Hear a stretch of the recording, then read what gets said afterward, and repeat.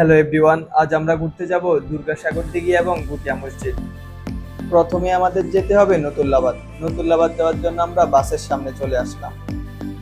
আমরা তিনজন বাসের দোতলায় উঠে বসলাম।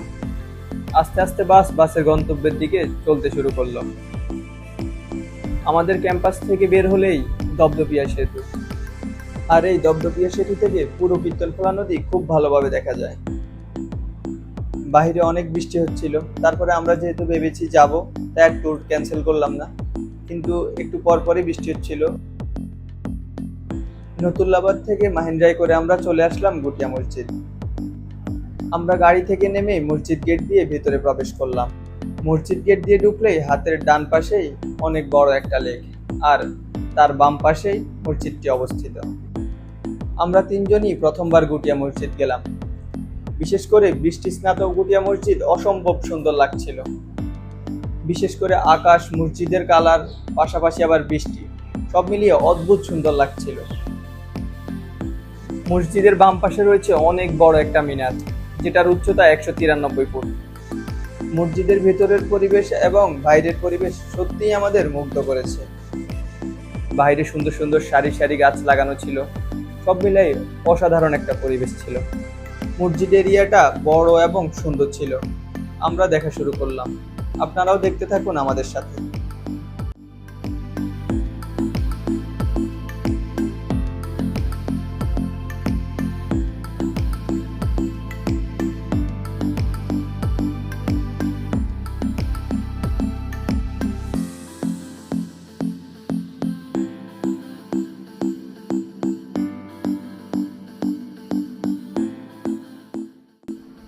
মসজিদ এরিয়ায় ঘুরতে ঘুরতে দেখতে পেলাম অনেকগুলো সাদা রাজহাঁস। সাদা রাজহাঁস, সাদা আকাশ, সাদা গুটিয়া মসজিদ, সব মিলায় অনেক সুন্দর লাগছিল।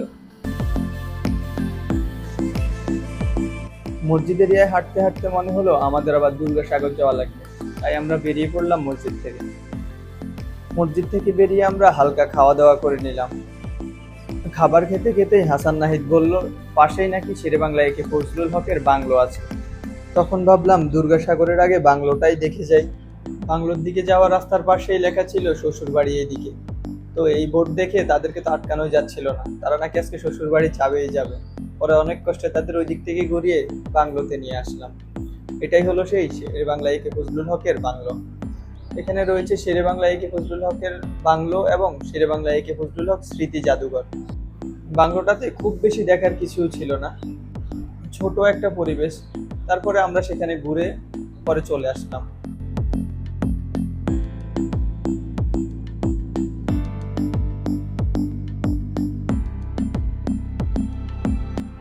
তারপর শেরেবাংলার বাংলো থেকে আমরা ভ্যানে করে দুর্গাসাগর চলে এলাম।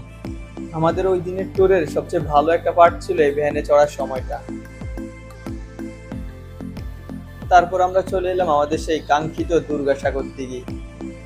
ঢুকলেই প্রথমেই বড় দিঘিটা, মাঝে দুর্গার মতো ছোট, দুর্বা ঘাসের মতো ছোট একটা দ্বীপ। আর দিঘিটা মোটামুটি অনেক বড়, ওখানে আবার নৌকা রাইড আছে, আর দিঘির আশেপাশে হাঁটার জন্য জায়গা রয়েছে।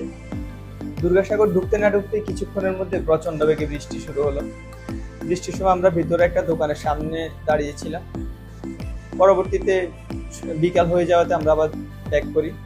আমরা অটোতে করে নতুল্লাবাদ চলে আসি, নতুল্লাবাদ থেকে বরিশাল বিশ্ববিদ্যালয়। এইভাবেই আমাদের ওই দিনের ডে ট্যুর শেষ হলো।